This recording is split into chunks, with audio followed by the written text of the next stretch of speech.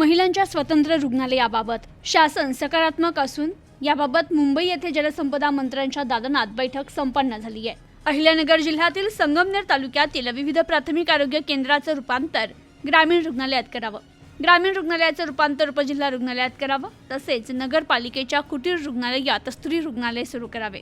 या प्रमुख मागण्यांकडे सार्वजनिक आरोग्य मंत्र्यांचं लक्ष वेधलं असता महिलांसाठी स्वतंत्र रुग्णालय सुरू करण्यास राज्य शासन सकारात्मक असल्याचं राज्याचे आरोग्य मंत्री प्रकाश आंबेडकर यांनी सांगितलं।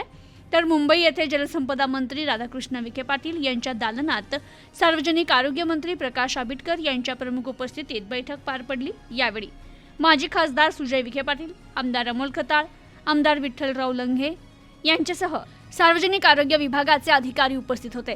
तर संगमनेर नगरपालिका परिसरातील कॉटेज हॉस्पिटलमध्ये 100 बेडचे सर्व अत्याधुनिक सुविधांयुक्त स्त्री रुग्णालय मंजूर करण्यात यावं। गुलेवाडी ग्रामीण रुग्णालयाचे उपजिल्हा रुग्णालयात रूपांतर व्हावं, तर चंदनापुरी, धांदरफळ खुर्द आणि तळेगाव दिघे या ठिकाणी प्राथमिक आरोग्य केंद्र येथे ग्रामीण रुग्णालय मंजूर व्हावं। पालिका हद्दीतील खाजगी रुग्णालयांना बॉम्बे नर्सिंग होम ॲक्ट अंतर्गत परवानगी देण्याबाबत येणाऱ्या अडचणींबद्दल तसेच इतरही आरोग्यविषयक महत्त्वाच्या गोष्टींवर साधक-बाधक चर्चा करण्यात आली आहे।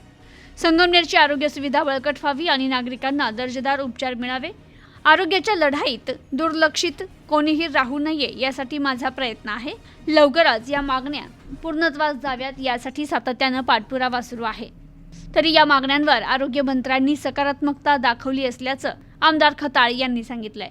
तर या बैठकीत आरोग्य सेवा विभाग आयुक्त कादंबरी बलकवडे, आरोग्य संचालक डॉक्टर विजय कंदेवाड, रुग्णालय सहाय्यक संचालक सुनीता गोल्हाई, वित्त अधिकारी डॉक्टर तुळशीदास सोळंके, नाशिक आरोग्य उपसंचालक डॉक्टर कपिल आहेर, अहिल्यानगर जिल्हा शल्यचिकित्सक डॉक्टर संजय घोगरे, जिल्हा आरोग्य अधिकारी डॉक्टर बापूसाहेब नागरगोजे आदी उपस्थित होते।